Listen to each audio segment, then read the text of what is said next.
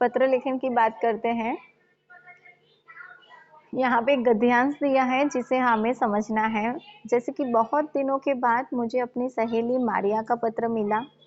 मारिया दिल्ली में अपने माता पिता के साथ रहती है। पिछले सप्ताह मारिया ने एक बच्चे को डूबने से बचाया था। इस कारण उसे अगले महीने महामहिम राष्ट्रपति के द्वारा शौर्य पुरस्कार मिलने वाला है। हम सब अगले महीने दिल्ली जाएंगे। मैं वहां मारिया के साथ दिल्ली मेट्रो में घूमूंगी। वहां हम कुतुब मीनार, लाल किला आदि देखने जाएंगे।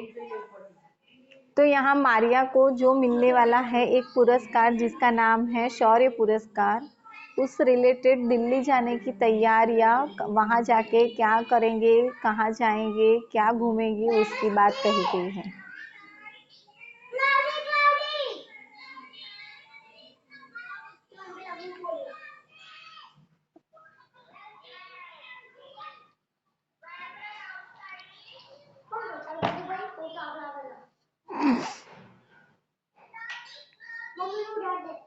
मम्मी ने उડાડ દે નહીં, તારે બોલવાનું નહીં, અવાજ નહીં કરવાનો, તારી મેડમ નો ઓછો અવાજ નહીં આવતો।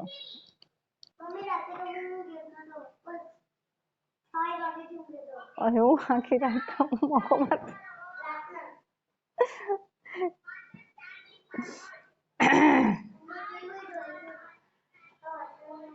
उपयुक्त अनुच्छेद में पत्र के विषय में बताया गया है। इस पत्र में मारिया अपनी सहेली को अपने शौर्य के बारे में बता रही। शौर्य यानी शौर्यवीर, ध्यान देना। शौर्य यानी ऐसा कार्य करते हैं जिससे आपको एक अंदर से, मन से भी अच्छी एक महसूसता मिलती है, साथ में लोग आपकी वाहवाही करते हैं, एक प्रकार का आपको एंकरेज करते हैं सब लोग। शौर्य यानी वीरता का एक सिंबल दिया जाता है। बहादुरी का, बहादुर माना जाता है। यह एक अनौपचारिक पत्र है। पत्र के माध्यम से हम अपने दूर के मित्र तथा रिश्तेदार से संपर्क कर सकते हैं। सरकारी कार्यालयों में भी पत्र से संदेश भेजा जाता है। पत्र की परिभाषा जो है, जब किसी सूचना या संदेश को लिखकर या रूप में एक स्थान से दूसरे स्थान तक भेजा जाता है तब उसे पत्र कहा जाता है। पत्र की परिभाषा से देखेंगे तो पत्र की परिभाषा से पत्र परिचित और अपरिचित दोनों को लिखे जाते हैं। एक जान पहचान वाले लोगों को पत्र लिखा जाता है तो दूसरा अपरिचितों को लिखा जाता है जिसको हम जानते नहीं है, जो ऑफिशियल होते हैं। इस आधार पर पत्र के दो प्रकार होते हैं। एक होता है औपचारिक पत्र, एक होता है अनौपचारिक पत्र। औपचारिक पत्र यानी ऑफिशियल लेटर, जो सरकारी कार्यालयों को, दुकानदारों को, व्यवसायिकों, कंपनियों को, कोई फैक्ट्री वाले को, व्यवसायी वाले को आदि को लिखे जाने वाले पत्र को औपचारिक पत्र कहते हैं। अनौपचारिक पत्र की बात करें तो अनौपचारिक पत्र की बात करें तो सगे संबंधी, परिचित लोग, मित्र वर्ग, जान पहचान वाले लोग, ऐसे लोगों को लिखे गए पत्र को अनौपचारिक पत्र कहा जाता है। कोर्स में हमें अभी दिया है अनौपचारिक पत्र, लेकिन औपचारिक पत्र से ही शुरू कर देते हैं, साथ साथ में दोनों पत्र को मैं समझा दूंगी। आज हम पढ़ेंगे औपचारिक पत्र। जो पत्र किसी कार्यालय या संस्था के अधिकारी को लिखे जाते हैं उन्हें औपचारिक पत्र कहते हैं। औपचारिक पत्र में काम की बातें संक्षेप में लिखी जाती हैं। इनमें भावनाओं के लिए कोई स्थान नहीं रहता। दया, भावना, रोना, गरीबी बताना इस संस्थाओं में कोई मान्य नहीं रखता। प्रार्थना पत्र हैं सरकारी विभागों को लिखे जाने वाले पत्र, अर्थात कार्यालयीन एवं व्यावसायिक पत्र औपचारिक पत्र के अंतर्गत आते हैं। अंतर्गत आना यानी उसके अंदर आना, उसके साथ आना, ऐसे पत्रों को हम औपचारिक पत्र कहते हैं। पत्र लेखन कोई आप पहली बार नहीं पढ़ रहे हो, पत्र लेखन आप पहले से पढ़ते आ रहे हो। कक्षा 5 से मेरे साथ हो, तब से हम पोदार के पत्र को पढ़ते आ रहे हैं। समानता बताई है कि औपचारिक पत्र और अनौपचारिक पत्र में दोनों चीज आपको समान देखने को मिलेगी। बस कहने का मतलब कि जो चीज जहाँ पे, यानी कहने का मतलब औपचारिक पत्र की बात जो होती है वो औपचारिक तरीके से आपको प्रस्तुत करनी चाहिए, अनौपचारिक पत्र की बात हो तो अनौपचारिक तरीके से प्रस्तुत करनी चाहिए। अनौपचारिक पत्र के अंदर आप ये लागनीशील, रोना या किसी की मदद करना, किसी को किसी के बारे में बताना, किसी के बारे में जानना या अपने भावनाओं को व्यक्त करना, ये सारी चीजें उसके अंदर होती हैं। लेकिन ऑफिशियल लेटर में यानी औपचारिक पत्र में ये सारी चीजें नहीं आती।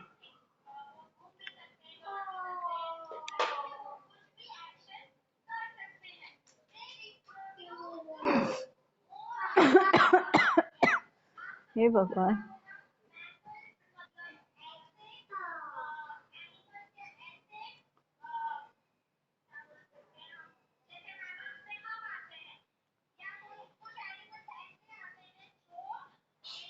अनौपचारिक की बात करें तो जो पत्र हम अपने परिवार के सदस्यों या रिश्तेदारों को लिखते हैं उन्हें अनौपचारिक पत्र कहते हैं। ऐसे पत्र हम अपनी भावनाओं को प्रकट करने की अधिक स्वतंत्रता होती है। आप जितना चाहे उतना लिख सकते हो, लिखते जाओ, बस लिखते जाओ, आपका लेटर के पेज खत्म नहीं होने चाहिए। अनौपचारिक पत्र में हम अपनी बातें विस्तार से लिख सकते हैं। अनौपचारिक पत्र में आप पूरी चीजें जन्म से लेकर मृत्यु तक की डाल सकते हो, कहने का मतलब शुरुआत से लेकर अंत तक सारी चीजें बता सकते हो। लेकिन ऑफिशियल लेटर यानी औपचारिक पत्र में आप ऐसा नहीं बता सकते। वहां पे जो आप अगर अर्जी पत्र लिख रहे हो, जितनी अर्जी करनी है उतने ही शब्दों का प्रयोग करोगे, रिस्पेक्टफुल करोगे, सामने वाला कौन सा अधिकारी है, कैसे पद पे वो स्थापित है, उस हिसाब से चलोगे। पत्र में अपने संबंध के अनुसार भाषा का प्रयोग करना चाहिए। जैसे जैसा आपका सामने वाले के साथ संबंध है, रिलेशन है, आप उसे जानते हो, उस आधार पर आपको पत्र लिखना चाहिए। आपके बराबर वाले हैं तो उस हिसाब से पत्र लिखो, आपसे बड़े हैं, पूजनीय है, आदरणीय है, तो आप उस तरीके से पत्र में शब्दों का प्रयोग यूज करो। आपसे छोटे हैं तो आप उसके आधार पर आप पत्र में लिख सकते हो। किसे आप कहना है, किसे तुम कहना है, किसे तुम्हारे साथ कहना है, इन सारे शब्दों का ध्यान रखते हुए आप पत्रों में भाषा का प्रयोग करोगे। जैसे कि शिष्टाचार को ध्यान में रखते हुए अपने से बड़े लोगों के लिए आप तथा मित्र या अपने से छोटे के लिए तुम शब्द का प्रयोग कर सकते हो। यही चीज मैंने ओरली बता दी, सेम चीज है। देखेंगे पत्र की विशेषता क्या कहती है। पत्र की विशेषता ये दर्शाती है हमारे सामने कि पत्र लेखन से हमें लेखक के व्यक्तित्व का ज्ञान होता है। आपके पास कितना शब्द भंडार है, अनौपचारिक की बात कर रही हूँ। आप कैसे अच्छे लेखक बन सकते हो। भाई पाछड़ आया एनु एक पेज खोलीने बेसी रे। મારા શબ્દો સાંભળેલા તો તમને બાબા પ્રવચન જેવું લાગતું હોય ને એવું લાગે છે કે જાણે આવડી જ જશે, પણ ટેક્સ્ટ बुक में देखना चाहिए ना।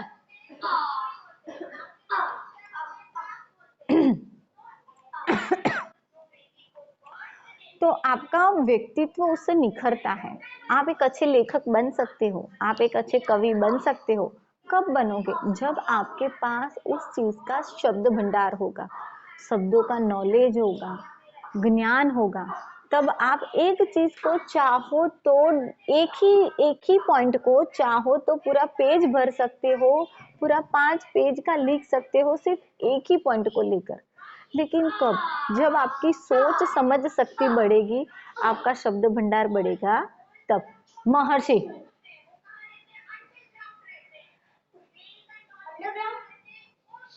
ये भी जाने, सॉरी, जिसे पत्र लिखा जा रहा है उसे लेखक के रिश्ते का पता होना चाहिए, चलना चाहिए। यानी सामने वाले के साथ आपका कौन सा संबंध है, आप किस आधार पर उसको पत्र लिख रहे हो, तो ही आप अच्छे से लिख सकते हो। आप किसी मित्र को लिख रहे हो तो जाहिर सी बात है कि आप अपने मित्र को लिख रहे हो तो मित्र वाली ही बात करोगे।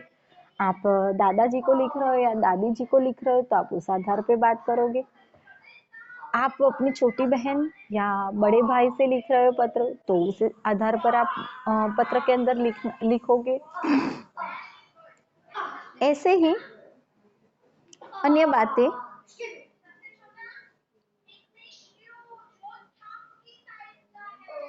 पत्र लिखते समय इन बातों का ध्यान रखना चाहिए। पत्र संक्षेप में लिखा जाना चाहिए। भाषा सरल एवं प्रभावशाली होनी चाहिए। सबसे ऊपर प्रेषक का यानी भेजने वाले का पता दिनांक लिखनी चाहिए। निजी पत्र में आयु में बड़े लोगों को आदरणीय, आदरणीय, पूजनीय, पूजनीय, सादर चरण पर, सादर प्रणाम आदि उचित संबोधन एवं अभिवादन लिखना चाहिए। छोटे एवं बराबर आयु वाले लोगों के लिए भाषा स्नेहपूर्ण होनी चाहिए। औपचारिक पत्रों में अधिकारियों का नाम नहीं बल्कि पदनाम लिखा जाना चाहिए। इन पत्रों की भाषा आदरपूर्ण एवं विनम्र होनी चाहिए, विनम्र होनी चाहिए।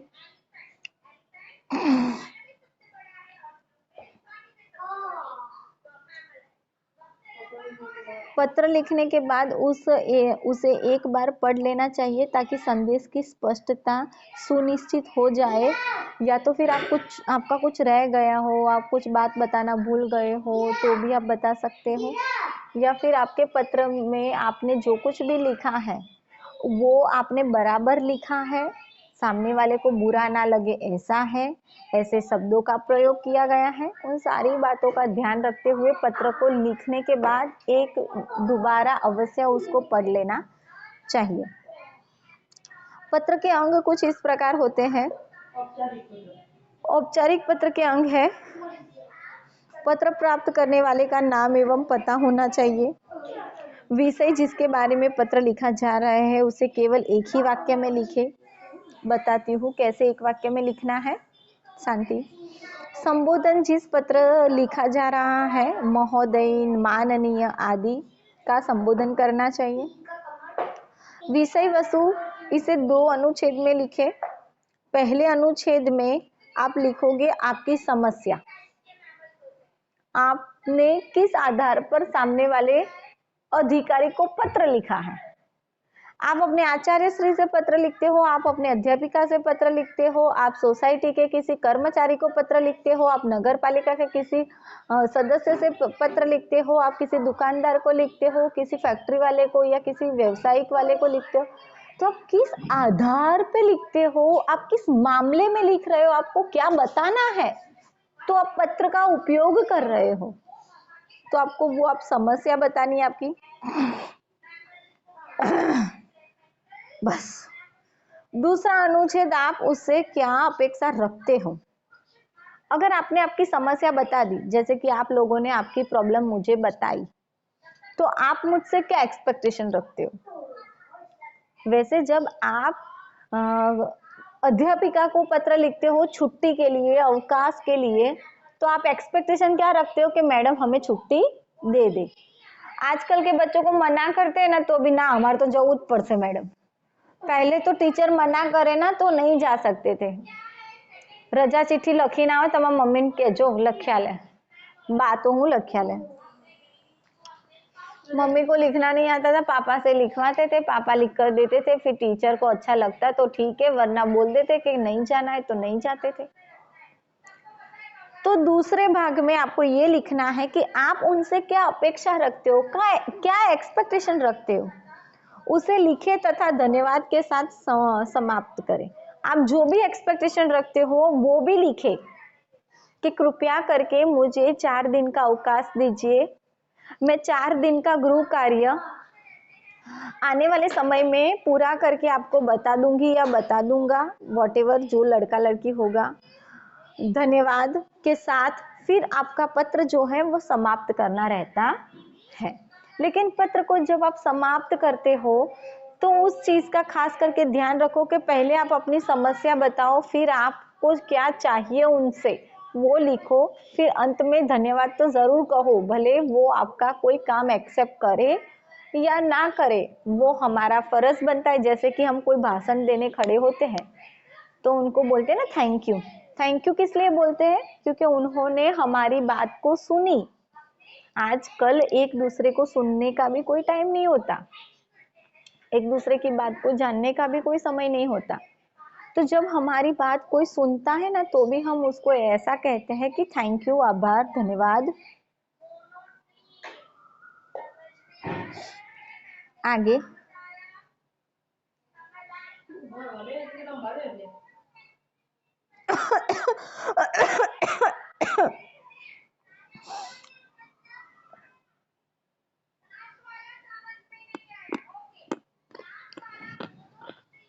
टेक्स्ट बुक काम कर जाइयो। ओके, सिर्फ औपचारिक पत्र का पारूपण समझा देती हूँ। लेटर तो आपको पुरानी ग्रामर टेक्स्ट बुक हो तो भी देखो, काफी सारे लेटर मिल जाएंगे प्रैक्टिस करने के लिए। हस्ताक्षर व नाम भवदीया भवदीया के नीचे अपने हस्ताक्षर तथा उनके नीचे उसका नाम लिखें। प्रेषक का पता, शहर का मोहल्ला, इलाका, शहर, पिन कोड आदि भी मेरा भी पूरा एड्रेस होना चाहिए, सामने वाले का भी पूरा होना चाहिए। जिस दिन मैं पत्र भेज रही हूँ उस दिन की दिनांक भी मुझे लिखनी है। आप जिस दिन पेपर देने बैठे हो उस दिन की दिनांक लिख सकते हो, उसमें कोई पाबंदी नहीं है। लेकिन आप लेटर के अंदर वर्तमान काल की बात कर रहे हो, भविष्य काल में बता रहे हो या भूतकाल में बता रहे हो, उस चीज का ध्यान देना और फिर तारीखों को डालना, फिर दिनांक डालना। फिर आपने लिखा है वर्तमान काल में पत्र लिख रहे हो और डेट जो डाल रहे हो वो भविष्य काल की जो अभी तक आई नहीं है, या तो फिर भूतकाल की जो बीत चुका है। तो उस चीज का खास करके ध्यान रखोगे कि क्या कॉन्सेप्ट दिया है, क्या प्रश्न दिया है, क्या क्वेश्चन दिया है। अगर प्रश्न ये है तो ये किस हिसाब से लिखना है, अगर इसको ऐसे लिखना है तो यहाँ पे किस तरीके की तारीख आएगी, कौन सी दिनांक आएगी। एड्रेस आप कोई भी लिख सकते हो, फिर ऐसा ना हो पर एड्रेस में भी कि उस जगह पे पहले घर हुआ करते थे, आजकल थिएटर, मॉल, बिल्डिंग वगैरह हो गई। तो खास करके उस चीज का भी ध्यान रखो। औपचारिक पत्र या प्रारूप, देखो पहले प्रेषक का नाम यानी अपना खुद का नाम और एड्रेस लिख देना है, दिनांक लिख देनी है, पत्र प्राप्त करने वाले की अधिकारी की उपाधि क्या है, क्योंकि वो कौन सी पोस्ट पे बैठा है, बराबर है। कोई कौन सी पोस्ट पे होते हैं वो लोग। गवर्नमेंट कार्यालयों में देखोगे तो बहुत सारी पोस्ट होती है, क्लास 1 अधिकारी, मामलतदार 1, 2, फिर उसमें भी बहुत सारे कर्मचारी होते हैं। तो इन सारी चीजों का नॉलेज आपको होना चाहिए कि कौन से पद पे कौन बैठा है। कैसे पता चलेगा, तो जो आपको प्रश्न यहाँ पे देंगे ना उस आधार पर आपको पता चल जाएगा। पत्र प्राप्त करने वाले अधिकारी का पता होना चाहिए, कहाँ पे बैठता है, बहुमाड़ी में बैठता है, बस स्टैंड पे बैठता है, मोतीपुरा बैठता है, मावीनगर बैठता है, कहाँ पे बैठता है वो आपको पता होना चाहिए। कौन से विषय में आप पत्र लिख रहे हो वो प्रश्न के अंदर से ले लो, छोटा सा एक हेतु निकाल लो। संबोधन क्या है, पूजनीय है, माननीय है, मान्यवर है, आदरणीय है, किस हिसाब से आपको उसको संबोधन देना है। संबोधन यानी उनको बोध देते हैं हम, अरे थैंक यू सर, ये वो, आप बातें तो बहुत अच्छी कर लेते हो, उसको सिर्फ हमें लिखावट के रूप में बताना है। निम्र निवेदन है कि, निम्र यानी बहुत मन से आपसे निवेदन है, प्रार्थना है, मेरा ये प्रार्थना पत्र स्वीकार कीजिए। भाषा को आप बहुत रोचक और इंटरेस्टेड बनाओ, सिंपल शब्दों का प्रयोग करो पर इंटरेस्टेड बनाओ। और ज्यादा मैं नहीं बोल सकती हूँ। विषय वस्तु, पहले अनुच्छेद में आप अपनी समस्या बताओ, दूसरे अनुच्छेद में आप उनसे अनुरोध करो, उनसे अपेक्षा रखो। जैसे कि नगर पालिका के किसी सदस्य से लिख रहे हो, उसमें बिजली वाले अलग होते हैं, गटर लाइन वाले अलग होते हैं, फिर सोसाइटी के हाँ पानी पुरवठा, पानी जल वाले अलग होते हैं। तो ये सारे लोग अलग अलग होते हैं। तो इनसे आप क्या एक्सपेक्ट रखते हो, आकर हमारे सोसाइटी में बिजली नहीं है तो बिजली के खंभे ठीक करके जाइए, वॉटेवर जो भी आपको बताना है वो आप बड़े अच्छे से बताओ कि हमारे कल ज़्यादा बारिश होने के कारण बिजली के खंभे गिर गए हैं और काफी सारे घरों में बिजली नहीं होने के कारण आपसे निवेदन है कि आप कृपया करके हमारे सोसाइटी में आए और यहाँ पे कृपया करके आप हमारी सोसाइटी में आइए और यहाँ के बिजली के खंभों को ठीक कीजिए ताकि घरों तक बिजली आसानी से पहुंच पाए। देखो, आसानी से ऐसे अच्छे वाले शब्दों का प्रयोग करो, सिंपल सेंटेंस रखो, पर शब्द भंडार जो होना चाहिए ना वो आपका बहुत अच्छा होना चाहिए। 50 बार मैंने बोल चुकी हूँ कि रीडिंग आपका इम्प्रूव करो। आपका रीडिंग इम्प्रूव होगा ना तो आपको नए नए शब्द जानने को मिलेंगे। भले उर्दू के शब्द हो लेकिन हम हिंदी में उसका प्रयोग कर सकते हैं, अच्छे से कर सकते हैं, लेकिन ऐसे शब्दों का नॉलेज भी तो होना चाहिए कि वो क्या है, समानार्थी है, विलोम शब्द है, ये शब्द ये कहता है, ये शब्द ये कहना चाहता है। टीवी में भी देखोगे ना तो टीवी में भी हमारी जो सेकंड लैंग्वेज वो फर्स्ट होती है हिंदी। तो टीवी से भी हम बहुत सारे शब्दों का नॉलेज हमें मिलता है। अच्छे वाले ले लो, बाकी सब छोड़ दो।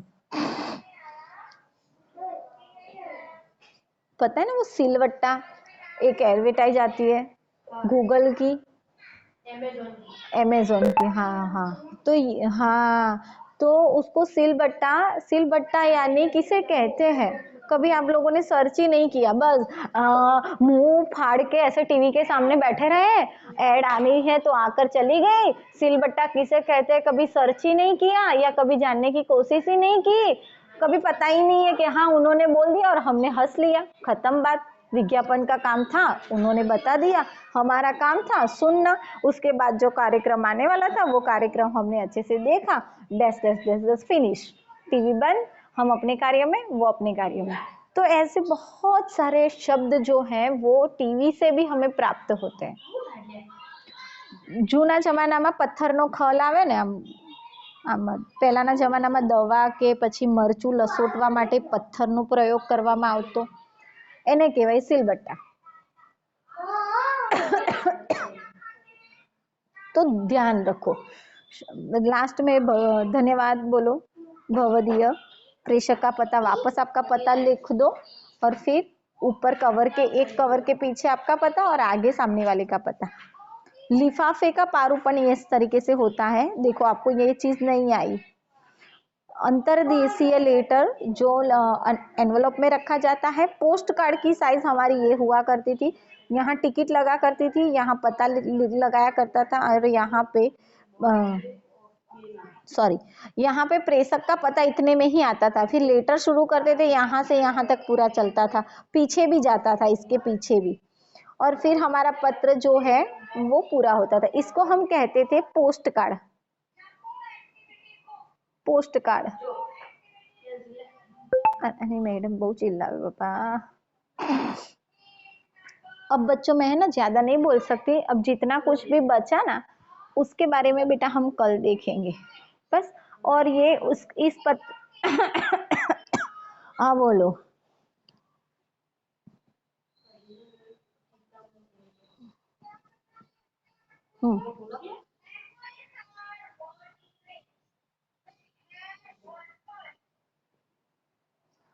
प्रेषक यानी क्या, उन्होंने क्या बोला? अब भाई आप टेक्स्ट बुक लाओ, युग टेक्स्ट बुक लाए। खुद का पता, प्रेषक यानी खुद का पता। आप अपने हिसाब से लिखो पहले आपका। जैसे कि मैं पत्र लिख रही हूँ तो मैं भेजने वाले का पता, सामने सबसे ऊपर भेजने वाले का पता होना चाहिए। हम जो भेजते हैं हमारा होना चाहिए, पहले हमारा नाम आएगा और फिर हम पत्र की शुरुआत करेंगे। जैसे 2-3 पत्र मैं भेज देती हूँ आपको, आपको यहाँ पे नहीं दिया होगा, नहीं दिया है, उसका पद नाम बताना है आपको।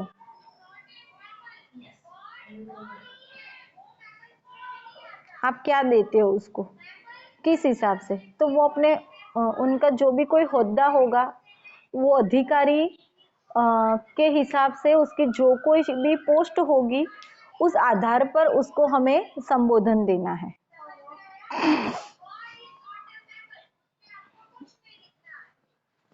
अरे यार उन्होंने ऐसा क्यों बोला, अनौपचारिक शब्द? अच्छा दिया है।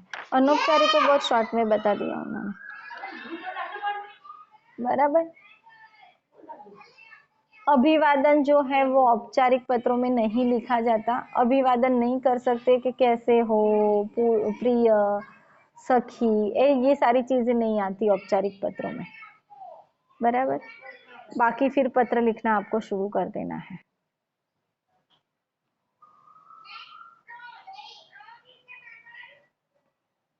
और किसी को कोई डाउट हो तो बता दो। विषय भी आप क्वेश्चन के लाइन में से ही निकालोगे, लेकिन पूरा क्वेश्चन विषय में नहीं लिख सकते।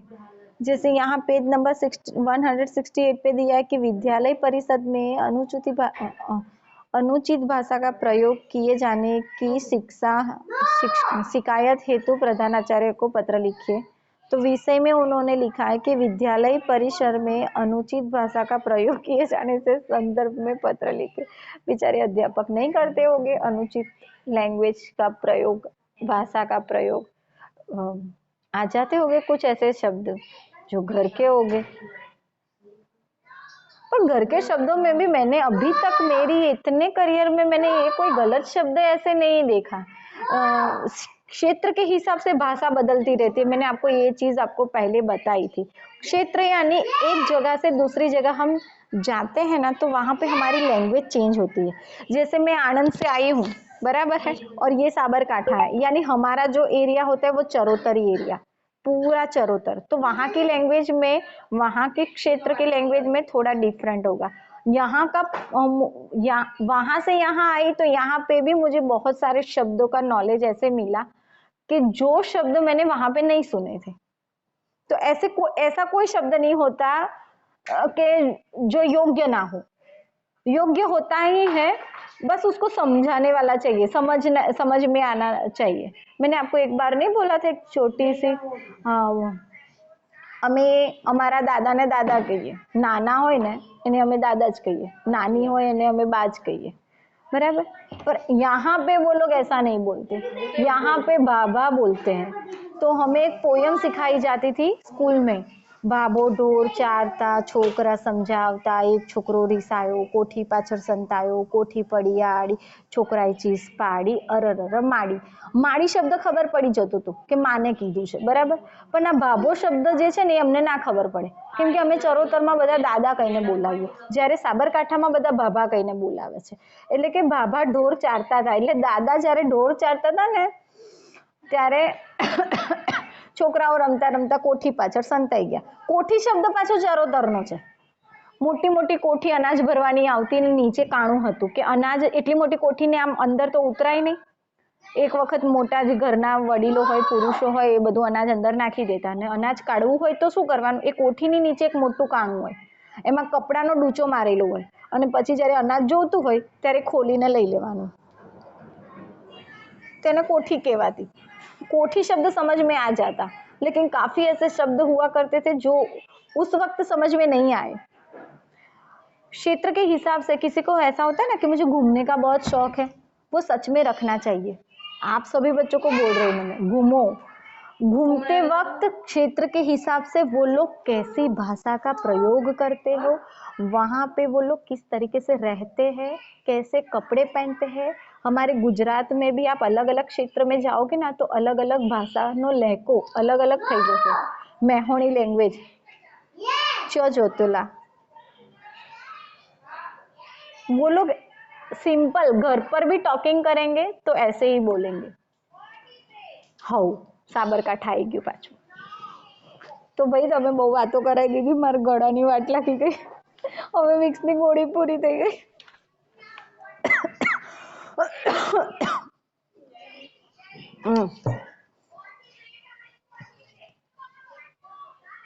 हाँ, गुजराती के क्लास में दे देती हूँ, बराबर।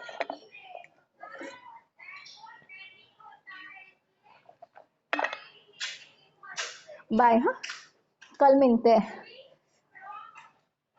बाय। हाँ, किसी को कोई डाउट हो ना तो मुझे बताना, ऐसा नहीं है कि मैडम तो पढ़ा दिया तो हमने पढ़ ली, ऐसा नहीं है। मेरे क्लास में स्वतंत्रता है, आपको पूछने का अधिकार है, लेकिन भाई अंत में पूछा करो, बीच में मत बोला करो, बराबर। बस उतना ही। अ